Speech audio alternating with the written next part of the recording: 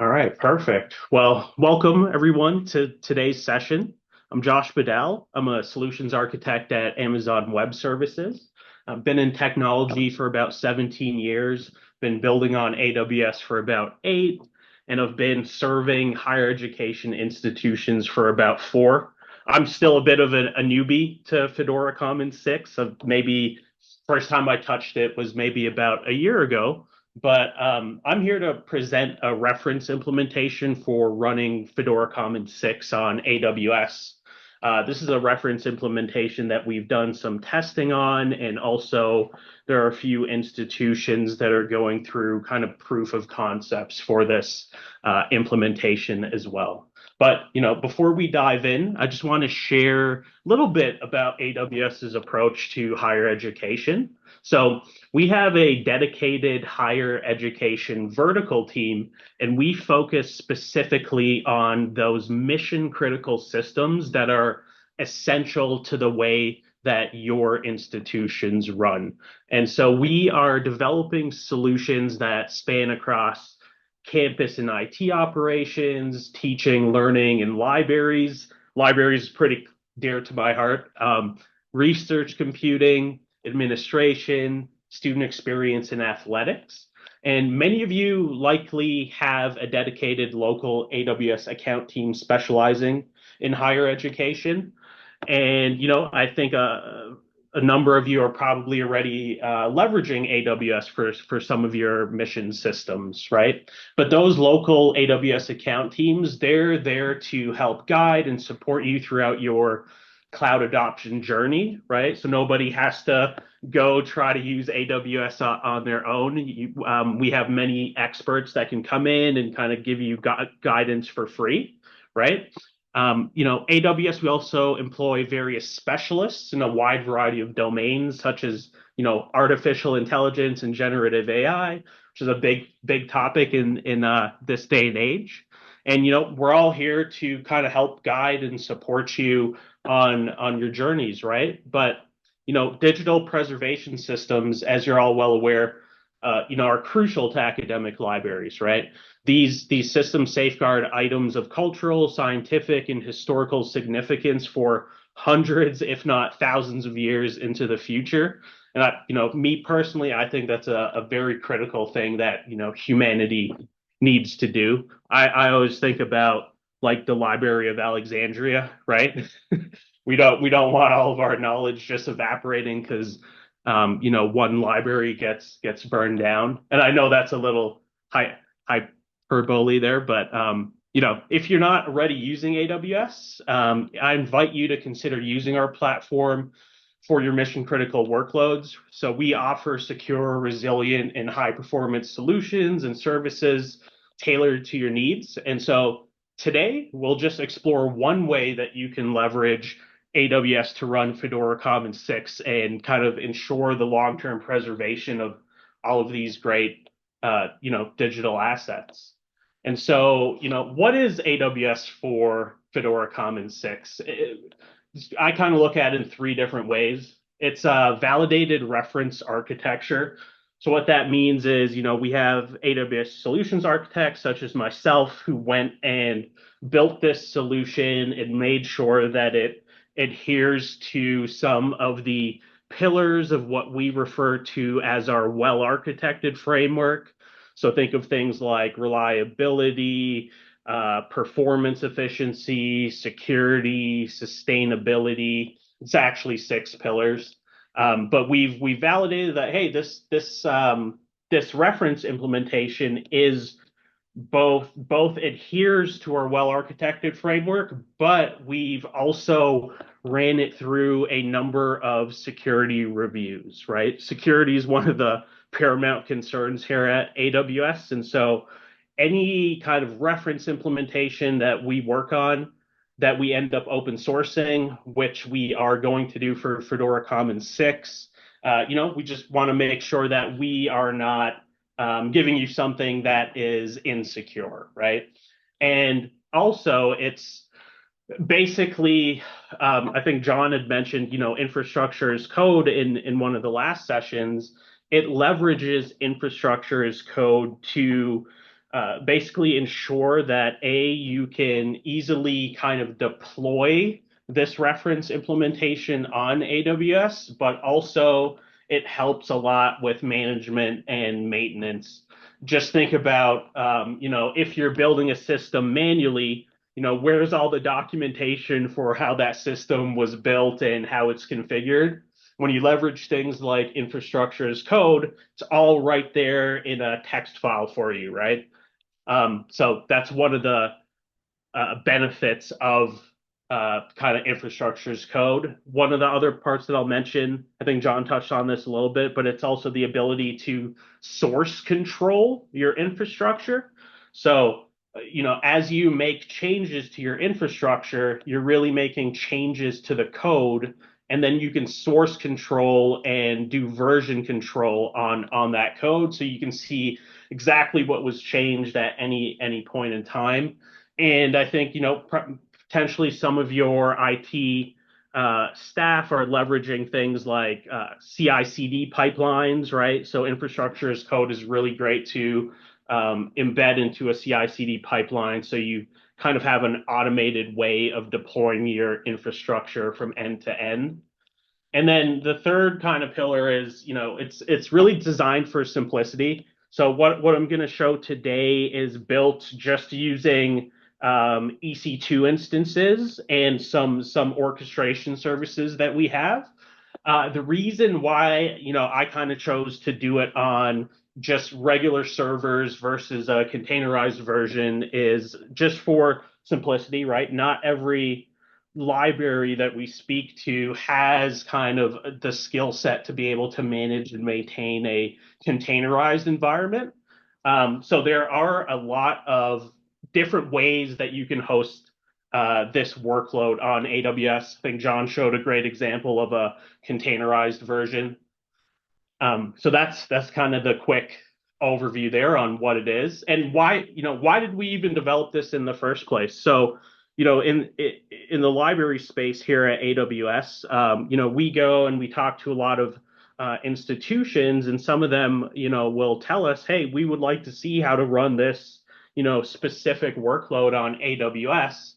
And for us, the vertical team specifically, if we think it's kind of widely applicable to a lot of institutions across the globe, it's something that we'll highly consider kind of doing all of that front end research and development kind of almost on behalf of the institutions. And then we open source it at, under the MIT zero license, right? So you're free to do whatever you want with it. But yeah. So what I'm showing here now is a high-level architecture diagram of what this looks like in AWS. I'll walk you through it. I know there's kind of a lot of different Lego blocks on this diagram, but how we've also designed this is so it can be highly available. And what that means is basically we just want to prioritize uptime, right? If for some reason something happens in one of AWS's many data centers, we want the workload to still run. So this is designed right now for 99.95% uptime because we're using two servers running Fedora Commons. And I actually really like Fedora Commons because it's built kind of with statelessness in mind, which is one of the key things that you need when you're looking at high availability. But let me kind of walk you through this a little bit. So on the left-hand side here, we kind of have our users, or these could be other, front-end applications like Islandora or Hyrax, for instance. They will basically access the Fedora Commons environment by just submitting a simple, REST API call, or they could hit it from their browser. But what that does is it'll land you at what we call an application load balancer. And this application load balancer is really what's responsible for ensuring high availability of the solution. The way that that gets achieved is that in AWS is we have a concept called availability zones, okay? So each availability zone is actually a collection of data centers. So each one of these availability zones could be 3 or more data centers that are somewhat geographically dispersed, right? And so that means like if something happens in this one availability zone down here, which is very, very rare at AWS, this other availability zone will still be able to serve any user traffic and requests. And so as I'm talking about availability zones, another key concept to understand about AWS is the concept of the region, right? So we have regions that are all across the world. So we have a region, for example, in Northern Virginia. We have a region in Frankfurt. We have a region in Ohio. We have a region in Oregon.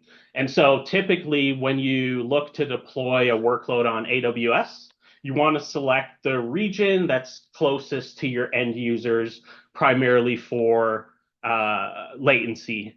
You want the shortest amount of latency to your users, right? You don't want a user that's, in the United States trying to access a region in, let's say, Japan, just because it's, the latency probably wouldn't be that good, or it wouldn't be comparable to a region that's closer to them. And then within these regions, we have these availability zones. All of the regions that we have at AWS are deployed have over 3 availability zones. In this particular architecture, we're using 2, but it's built so that if you really wanted to, you could actually add more availability zones relatively easily. That being said, so the Elastic Load Balancer will balance all of the traffic between these 2 availability zones. And we leverage something called the Amazon Certificate Manager to provide encryption in transit. So this basically hosts your web server certificates and enables HTTPS for any requests if that's something you think you need. Again, security is one of the top priorities at AWS. So when we build these things, we try to incorporate as many security kind of features as possible. And then we have the web application firewall here. This is not kind of included in the infrastructure as code that I was talking about. But this will help protect against some of those kind of layer 7 attacks, right? Maybe somebody's trying to do SQL injection, which doesn't necessarily apply to the Fedora Commons repository, but it is just something to be aware of. If you have mission critical web applications, you can throw the Amazon Web Application Firewall in front of it. And then moving on to kind of the application tier here. So this is where the Fedora FC repo basically sits. It's going to be sitting on 2 different servers. We call them EC2 instances. And one of the key things is I chose to leverage some of Amazon's custom silicon. We call it Graviton, but it's built on the ARM64 architecture. The reason why I chose that is because our chips that are built on the ARM64 architecture are actually extremely price performant when compared to some other comparable chips. And they are also very sustainable, like a decently amount more energy efficient than some other comparable processors. And there's like third-party benchmarks that you can go look at publicly. But that being said, AWS does give you the ability to leverage like Intel or AMD and a wide variety of other processors if you so choose. Another key component of this is the ability to do health checks, right? So let's say the availability zone is still available, but for some reason something's messed up with the server. These health checks are basically the application load balancer is constantly pinging the EC2 instances just to see if the application is up. If FC repo for some reason doesn't respond from this server, the load balancer will not send traffic there until it's recovered, right? And then we have some high throughput block storage. So this block storage in the context of FC repo is interesting just because during ingest, the file will get uploaded kind of locally to FC repo. And then if FC repo is integrated with Amazon S3, it'll then take that file and upload it to S3. So that's the main reason for having kind of high throughput block storage here, is for if you need to ingest really large files. We have seen some cases where, not necessarily for FC repo, but for other digital preservation systems where institutions may need to ingest like 50 GB video files, for example. And then finally, on the database tier, we're leveraging a serverless Postgres database. And the reason why we chose to leverage a serverless database is it just reduces the amount of like servers that you need to manage and maintain. With Amazon Aurora serverless, it can handle spiky workloads really well. So you don't ever have to do any type of manual scaling or anything like that with this particular database. It will automatically scale on its own based on the amount of traffic that it's receiving.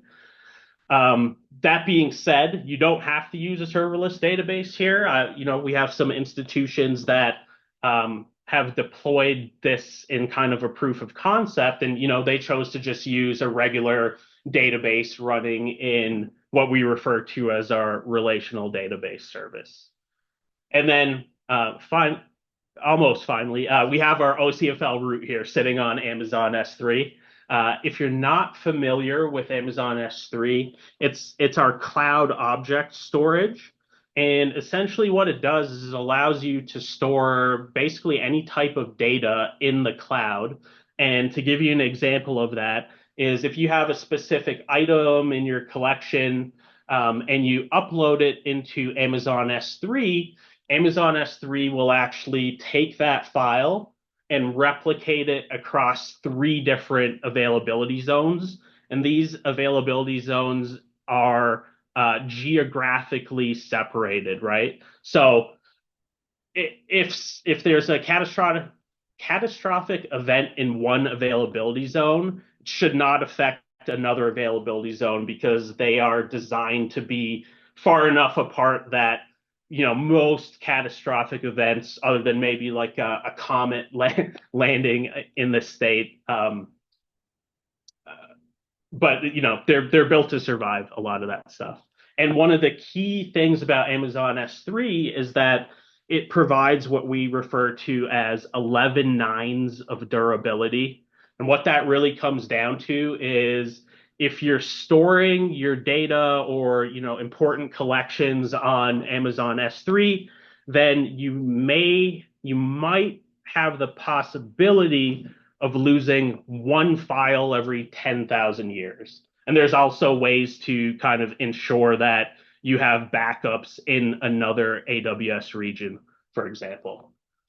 And then I would also be remiss in this day and age if I didn't mention some things about like metadata services and AI and Gen AI, and I'll go a little bit deeper into these in the next slide. And so, can I do a quick time check here? Yeah, it's 25 after. Okay, thanks. All right. So basically, one of the other key things that we try to do at AWS is how can we start to leverage generative AI or AI ML or newer emerging technologies to kind of help, in particular for libraries, help them generate descriptive metadata for the items in their collection. And I'm going to speed up a bit here, but in order to do that, Amazon does have a bunch of different AI ML services, right? And I'll just go over these very quickly, but the whole idea here is that we want to figure out ways that we can reduce the burden on librarians, especially when it comes to kind of extracting descriptive metadata from all types of different, documents and items. And the idea behind kind of this here is that if you could integrate some of these services either on ingest into Fedora Commons or afterwards, maybe you're listening to like a ActiveMQ queue and then you kind of kick off the service and then you feed back the results into Fedora Commons or some other front end system. That's really what we're trying to do here. But we have a bunch of different AI ML services. So, as a library, you can drop all of your digital collections into Amazon S3. And then based on the different file types, so maybe you have scanned documents and PDFs, you can leverage different AI ML services to kind of pull out some of the metadata and then make that metadata searchable and findable. One key thing that I'll quickly call out here is that, obviously generative AI is all the rage these days, but I have actually seen it be able to really make librarians a little bit more efficient when it comes to kind of extracting metadata. So we have a service called Amazon Bedrock. It gives you access to a lot of world-leading, what we refer to as foundation models. One of those foundation models is called Claude Sonnet 3.5, and it's a multimodal model. What that means is it combines text and computer vision. And the way that we can apply this to library workflows is that I'll just use an image for an example. So if you have a lot of images in your collection, you can ask this multimodal model and say, hey, tell me exactly what's in this image, and also try to add any historical, cultural, or scientific context for the objects that are in that image. And then once, Amazon Bedrock or whatever generative AI services does that, the librarians can then kind of review, annotate, and extract that metadata, and then send that off to any access or preservation systems. Okay, now I'll just quickly go into the Cloud Development Kit application. And so this goes back to the infrastructure as code that I was talking about specifically for Fedora Commons 6. This is a basic example, but on the left-hand side here, this is the structure of the CDK application. And we're looking at open sourcing all of this. But basically, we have our main binary here. This is what kicks off the actual generation of a CloudFormation template. And then we have various infrastructure, what we refer to as constructs. And so in our particular case, we've developed a construct for Elastic Beanstalk, which is what helps orchestrate a lot of like the application load balancer and the EC2 instances. We have identity here. So in that diagram that I showed you, it's really actually locked down to least privilege, so that if somebody for whatever reason is able to, breach one of your servers, they will not have, more access than they should. And then we have the networking stack, right? And then inside of that, we have basically the source. So we have the FC repo jar file. We have what's called a proc file, and then we have our bootstrap.config. All that to say is that this entire application here, what it does is it generates a CloudFormation template, which is just a YAML or JSON file that contains all of your infrastructure. And then you can use the CDK to deploy that into your AWS account. And so I'll just quickly show you what I mean here. So give you an example. That bootstrap file that I showed, this is an example of the bootstrap file. This is for Elastic Beanstalk. And so you can see here I'm installing some packages that I like to use, like htop, iotop, nethogs, for example, just to look at metrics when an ingest is happening for Fedora. But I'm also doing some things like setting up ActiveMQ. I'm setting the FC repo properties file here, right? So I'm setting how many reindex threads, etc. What's the S3 configuration? What's the database configuration? And then you can start to add in like the Jetty users. We also do support Tomcat as well. This is something I'm working on as an integration with Islandora 8, an active MQ. But you can start to see how leveraging, this infrastructure as code makes things very repeatable and a little bit easier to maintain just because everything you need is all in one of these repositories. I think I might be at time, so I'm going to stop now and see if anybody has any questions. We have about 5 minutes. So, I mean, yeah, we can absolutely pause for questions. Yeah, Josh. Thank you very much for that. That was really, really interesting, really informative. My question is about the reference implementation. Um, so I saw that in the reference implementation, in that box number 4, you've got the OCFL root as an S3 bucket. And I'm wondering if it's possible to have files in your S3 bucket in this implementation that are using intelligent tiering so that infrequently accessed files could be sent off to very deep storage, and thereby saving money. Is that part of what this is doing? So that is up to the institution to determine. I will say this is that yes, you can use intelligent tiering, but for some of the deeper storage tiers like Glacier Deep Archive, if somebody requests access to a file that's in Glacier Deep Archive, they won't be able to access that file. You'll have to restore the file first. That could take from minutes to hours, and then they'll be able to access it. And as far as I know, Fedora Commons does not have the capability to automatically do that restore, at least right now. But so Right. short answer is yes, you can use intelligent tiering, but it gets a little bit trickier once you start going into some of the more cold storage options. Right. So yeah, that's encouraging though, that at least in principle, if you've got your things in S3 bucket, they can be in the OCFL root, but be in different tiers. Because in our use case, we have files that probably only get touched once in a blue moon.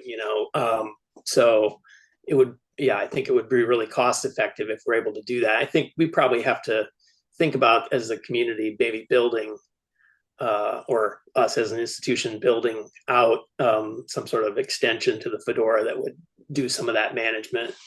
But yeah, very encouraging. Thank you. Yep. Yeah, John.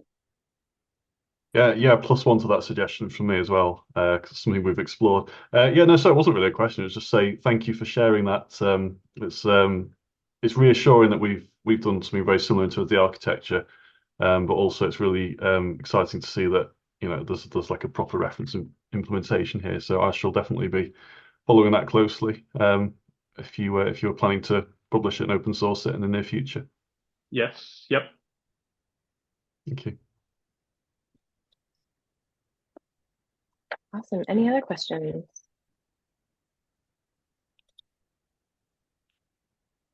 Okay. If we have maybe one more minute, there's Yeah. a couple things that I'll just call out. So we did actually test this. We tested this kind of reference implementation on an OCFL root that had about 70 million objects in it. And so like my initial attempt at reindexing was pretty much a failure. But essentially, we were leveraging FC repo 6.5, 8 CPU, 16 GB of RAM. I had it set to 256 reindex threads and a batch size of 256. And then I had OCFL Java pointing to S3, and we were using an external Postgres. The one thing that I noticed was, for whatever reason, when I was testing this was earlier this year, before the latest OCFL Java S3 enhancement, so it may be better now. But I'd only seen like 10 or 20 reindex worker threads active at one time. And so what that really meant was that it would take weeks to reindex the 70 million OCFL objects right after a migration. And so this may be acceptable to some institutions, but I was actually able to get it down to about 6 days to reindex these 70 million objects.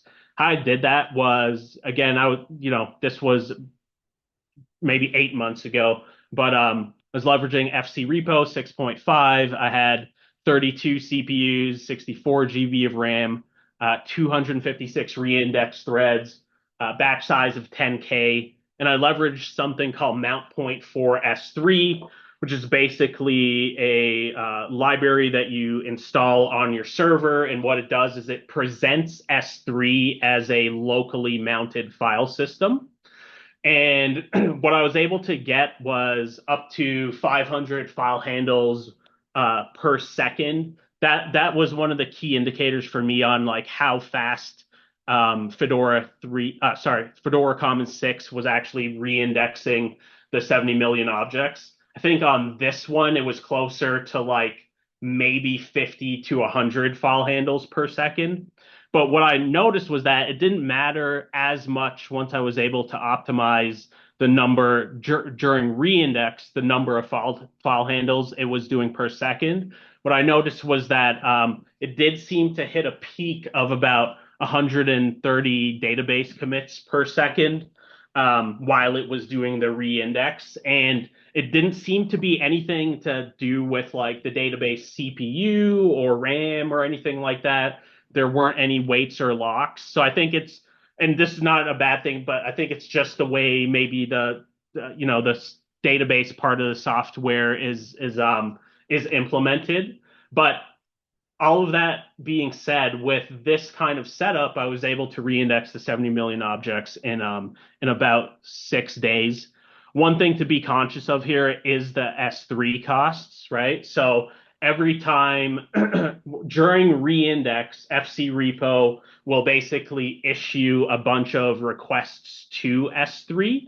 And so let's say you have 70 million objects sitting in your S3 OCFL root. You probably want to use a multiplier. So this could be anywhere from 140 million to 210 million requests. And so when we look at 100 million requests to S3, you're looking at maybe around $500, right? And so there is a cost to doing that reindex, but just some observations and learnings that I want to share. And I will just quickly wrap up with thank you everybody for putting up with me for the past 30 minutes. And I do have some contact information here if you want to reach out. Greg Ritter is my partner, and he leads AWS's teaching, learning, and libraries function. So thank you all. Awesome, thank you. There is one question, Josh, in the community doc, and it just says, how often is reindexing? What triggers it? And were the objects multi-file objects? They're saying they have objects containing 600 to 1,800 files. Yeah, let me see. Oh, I don't actually see the question here. Sorry, can you just? Oh, yeah. Here, hold on. I can share it. I'm going to share it in the chat. It's just in our community Q&A doc. Sorry, make you jump all over the place. Oh, got it. Let me see here. Okay, so yeah, so reindexing, you only need to do that. Okay, so the way that basically, if you do a migration from, let's say, Fedora 3 or Fedora 4 to Fedora 6, you'll need to go through a reindex process. So you only need to actually do the reindex once, and then from there, every file that you add will already be a part of the index. So that's basically what triggers it. It's if you have an existing FC repo, maybe it's a kind of a legacy version, you use the migration tool to migrate into an OCFL root on S3. You then trigger the reindex. So FC repo will reindex on the first time it starts, right? It'll look at the OCFL root and start reindexing if it doesn't already have a root. And so it's basically a one-time operation. And the objects, it's slightly a tricky question for me to answer, but I'll say that yes, they were multi-file objects. Does that yeah. Yeah, I was gonna say hopefully that answers the question. Oh, thank you. That was wonderful. And just as a comment, I really appreciate that once you're done with that re-indexing, you can just discard those high cost CPUs and block storages or just shut them down until the next time you need them in 4 years or for your next tenant. That's that's and just really cool. Yep. And that is actually a good key point there, is that with AWS, even though this reference implementation uses 8 CPUs and 16 GB of RAM, let's say after you're done that initial reindex, you can drop it down to, let's say, 2 CPUs and 4 GB of RAM, right? So that way you're not paying that cost. But yeah, thank you, Jim. Yeah.